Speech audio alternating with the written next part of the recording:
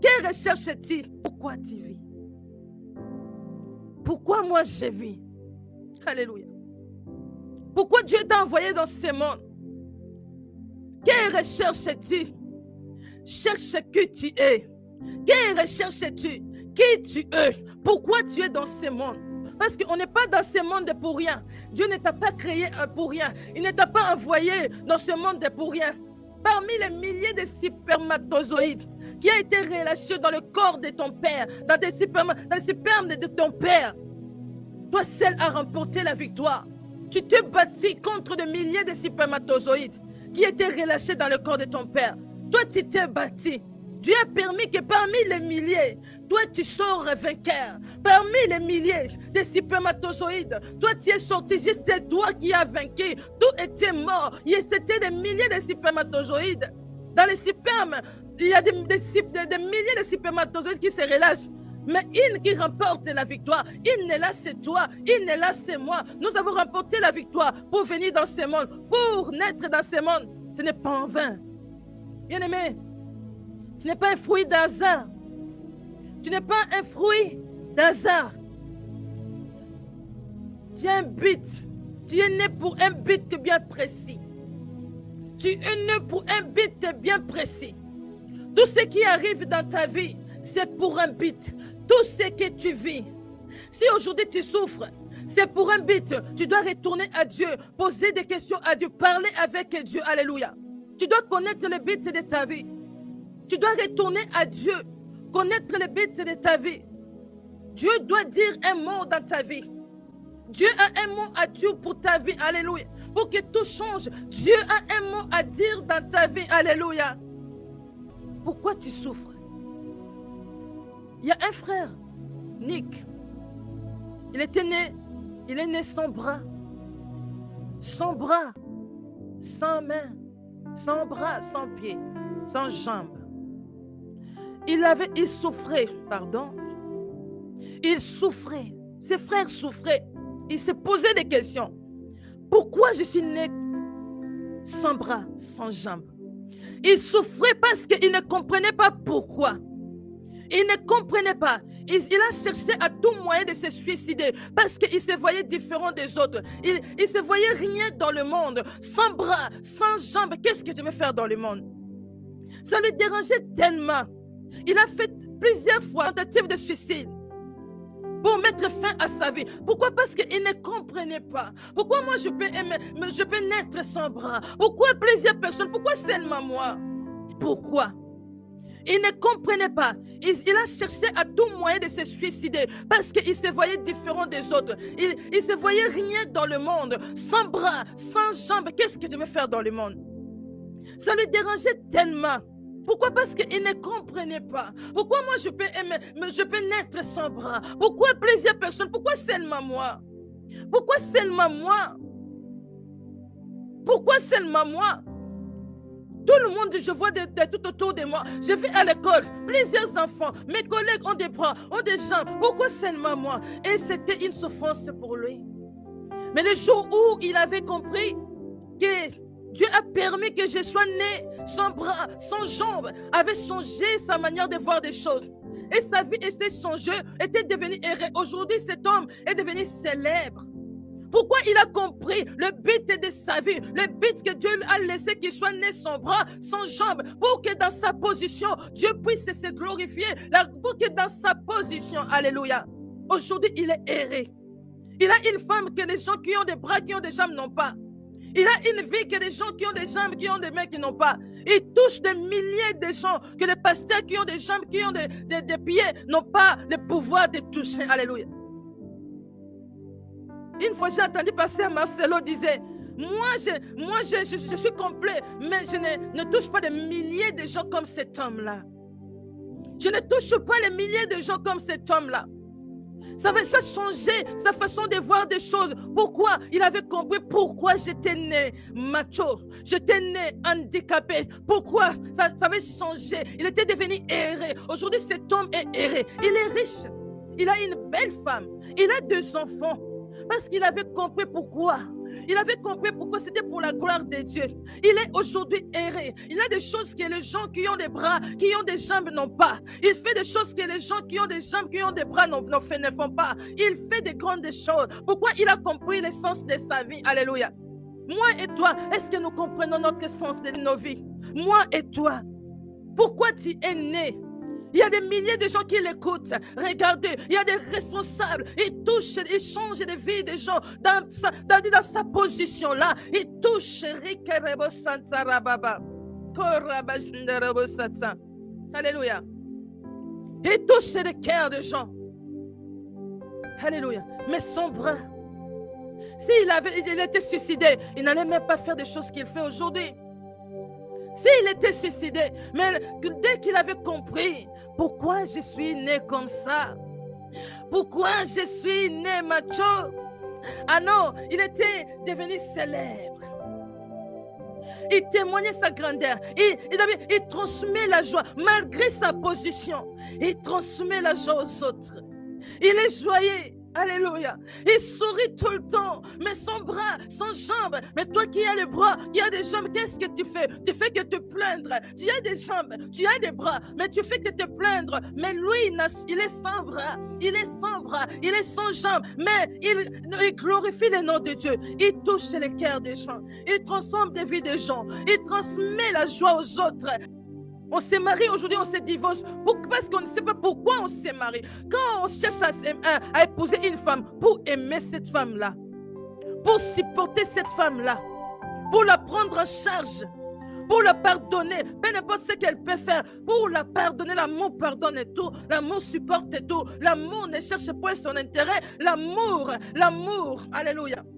Quand tu cherches à épouser, accepter la main d'un homme pour se soumettre à cet homme-là, pour devenir son aide, aujourd'hui on ne comprend pas pourquoi on se marie. On ne se marie pas pour divorcer, on se marie pour la vie. Alléluia. Peu importe ce que ta femme peut faire, tu as intérêt de la pardonner parce que l'amour pardonne et tout. Peu importe ce comportement, tu as intérêt de la supporter parce que l'amour supporte tout. Alléluia. L'amour supporte tout. L'essence des mariages, la soumission, l'amour. Là où il y a l'amour, il y a le pardon. Là où il y a l'amour, il y a la patience. Là où il y a l'amour, on supporte. Là où il y a la soumission, alléluia, il y a l'aide. Alléluia. Pourquoi tu vis? Pourquoi moi je vis? Alléluia. Pourquoi Dieu t'a envoyé dans ce monde? Dieu a envoyé Jonas aller à Ninive. Jonas ne voulait pas. Lui, il ne voulait pas aller à Ninive. Mais le but de Jonas, c'était aller sauver une nation. Lorsque Jonas te faisait la tétesse, Dieu avait permis que les poissons l'avalent. Aujourd'hui, on est dans des ventres de poissons. Pourquoi? Parce qu'on ne comprend pas pourquoi on vit. Dans les ventres de poissons, là où tu ne vois rien. Dans les ventres de poissons, là où tu ne vois rien. Alléluia. Beaucoup de personnes sont emprisonnées. Pourquoi? Parce que tu es venu dans ce monde. Tu ne sais pas qu'est-ce que tu fais. Tu ne sais pas pourquoi tu vis. Tu seras emprisonné. Tu seras emprisonné parce que tu ne connais pas l'essence de ta vie. Alléluia. Tu ne connais pas pourquoi tu vis. Tu seras emprisonné. Tu seras malheureux. Pourquoi? Parce que tu ne comprends pas pourquoi ta vie ne marche pas.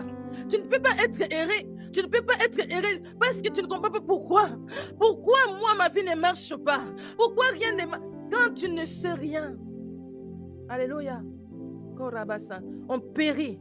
Quand on n'arrive pas, on ne sait pas quelque chose, on tourne en rond. On est bloqué, on devient bloqué. On périt parce qu'on ne sait rien. On tâtonne à midi, on tâtonne le soir, on tâtonne le matin parce qu'on ne sait pas qu'est-ce que je dois faire. De nos vies. La révélation de nos vies est entre les mains de Dieu. Notre Seigneur était venu pour un but. Le but de notre Seigneur, c'est de sauver le monde. Son but était de sauver l'humanité. Et il avait accompli. Notre Seigneur n'a pas tâtonné dans ce monde. Il n'a pas tâtonné parce qu'il connaissait le but de sa vie. Quand même un jour, Pierre avait dit, non, tu ne peux pas mourir. Il a dit, regarde-moi Satan. Toi, tu connais le but de ma vie. Toi, tu connais le but de ma vie. Tu connais ma mission pour dire que non, tu ne peux pas mourir. Regardez-moi, je dois accomplir ma mission. Alléluia. Nous devons retourner à Dieu pour ta vie, pour que ta vie change. Tu dois retourner auprès de Dieu. Jacob avait des promesses, mais ces promesses ne se réalisaient pas. Il fallait que Dieu puisse séduire un mort. Il fallait que Dieu puisse libérer un mort pour que sa vie change. Alléluia. Riboshend. Les jours où Dieu avait changé son nom, la vie de Jacob était changée. Les jours où Dieu avait changé le nom de Jacob. Alléluia. Esther était mariée, mais il ne savait pas pourquoi Dieu avait permis que je devienne reine. Elle ne savait pas. Alléluia. Parce que lorsque son oncle était venu la proposer d'aller voir le roi, Esther avait peur. Avait peur de mourir. Alors le but, le mariage d'Esther était pour sauver sa nation. Son oncle avait même dit, tu sais si c'est pour ce temps ici que Dieu a permis que tu deviennes la reine?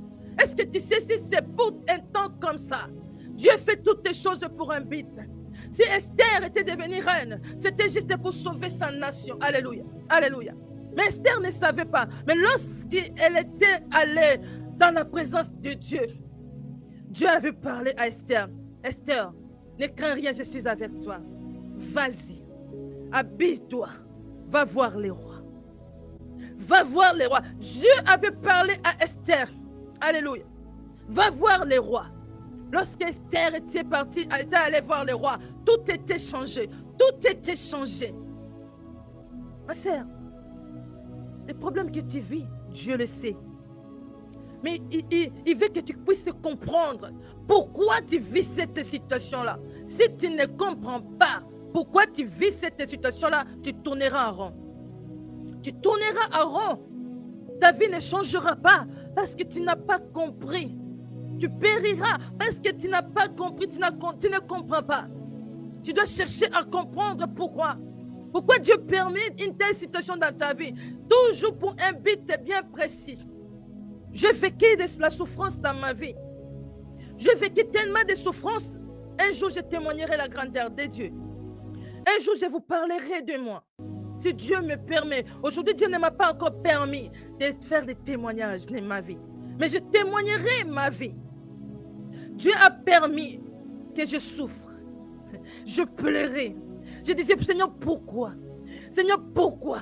J'avais haï ma vie. J'avais haï ma vie. Je désirais mourir que de continuer à vivre dans ces moments-là. C'était une souffrance atroce. C'était une souffrance terrible. Parce que je ne comprenais pas pourquoi Dieu avait permis telle souffrance dans ma vie. Mais le jour où j'avais compris, Dieu m'avait fait s'asseoir. Il m'a parlé. Il m'a parlé. Oh, les jours-là, j'avais essuyé mes larmes. Ces jours-là, j'étais devenue une femme heureuse. J'étais devenue malheureuse, numéro 0. Je ne comprenais pas pourquoi Dieu avait permis la souffrance dans ma vie. Pourquoi Dieu m'avait permis de passer dans cette chemin, dans le chemin-là. Alléluia. Mais le jour où il m'avait fait comprendre, hey, aujourd'hui, même si je n'ai rien à manger, je danse. Aujourd'hui, même si rien ne va, non, je danse. J'étais humiliée, j'étais rejetée. Toutes les personnes que je me tournais vers, ils me rejetaient.